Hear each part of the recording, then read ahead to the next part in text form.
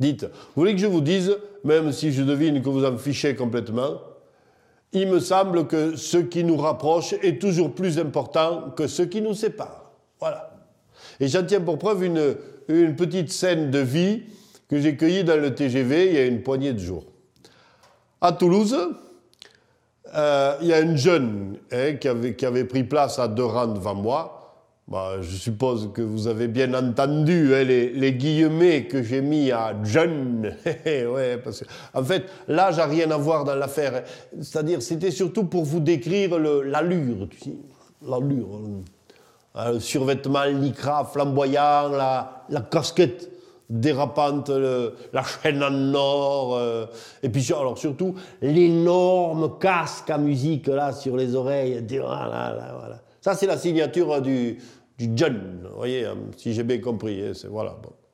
Bon, le problème, c'est que le dit casque avait dû vivre une nuit torride et qu'il en avait gardé un contact électrique un peu défaillant, vous voyez. Alors, ça grésillait sous la casquette, voilà. Et le son devait être totalement désastreux, quoi.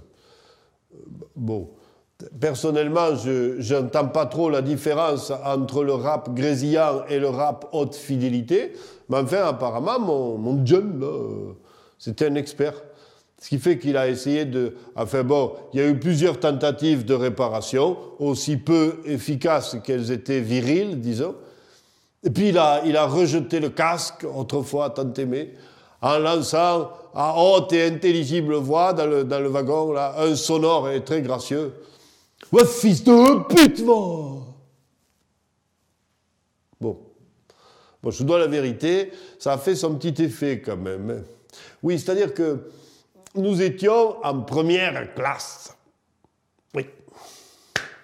Oui, je voyage parfois en première.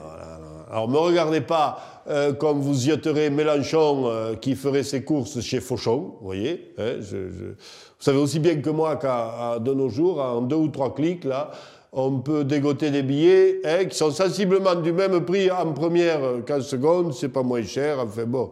Oui, allez pas faire les citoyens normaux. Là aussi, vous avez vu les guillemets. Ça vous va pas du tout, ça. Bon, non mais voilà. Mais de toute façon, c'est pareil, parce que même si le populo, il commence à se payer la première classe, dès qu'il y met les pieds, il essaye de se faire passer pour un vieil habitué. Pas vrai? Ah, attends. En tout cas, moi, c'est mon cas, tu vois. Moi, je suis comme ça, moi. Bon, en tout cas, ça devait être celui de tout le wagon, vu que l'insulte lancée au casque a été accueillie quand même par un silence gêné, vaguement désapprobateur, quoi, tu vois, bon. Mais bon, le train a roulé jusqu'à Bordeaux. Et là est monté dans notre repère de nouveaux riches, de vieux barbons et de presque pauvres, un vieux monsieur très bien. Vous avez entendu là aussi les guillemets, hein? Non, parce que cette question image d'Épinal, il était gratiné quand même le papy, tu vois. Manteau de cachemire, costume soigné, rosette de la Légion d'honneur, moustache de colonel de réserve, rides racontant une rude vie de rentier. Il a chargé avec peine un gros sac de cuir Vuitton sur le porte-bagages, enfin après avoir constaté avec effarement qu'aucun larbin n'était en vue pour le faire à sa place. Enfin, bref.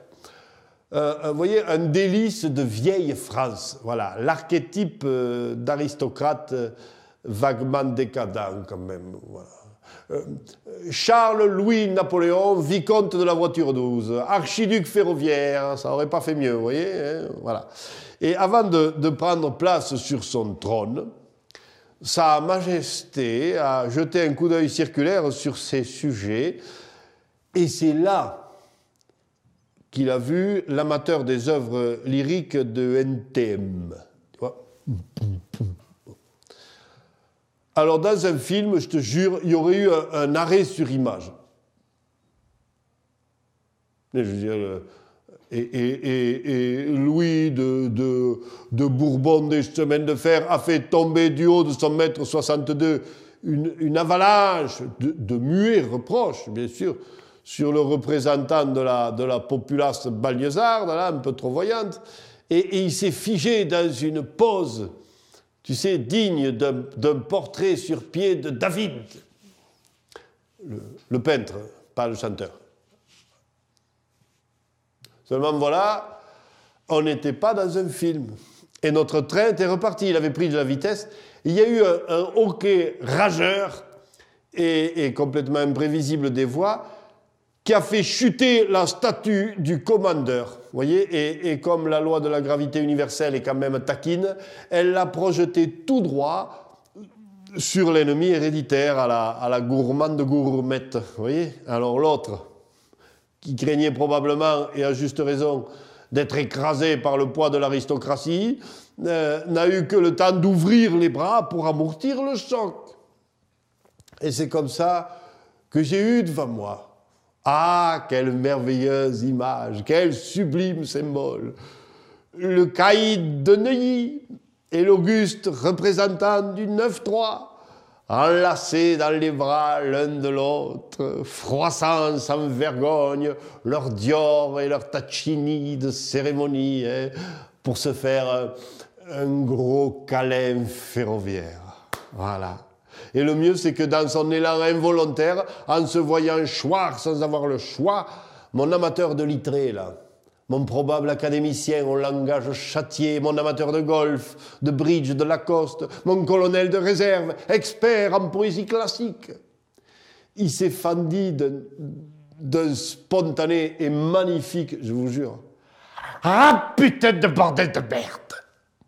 Si sonore, hein, et si convaincu, que tous les témoins dont j'étais ont cru que le père et le fils, trop longtemps séparés, venaient de se retrouver dans un train de hasard. Vous voyez, c'est de là se ressembler sans le savoir.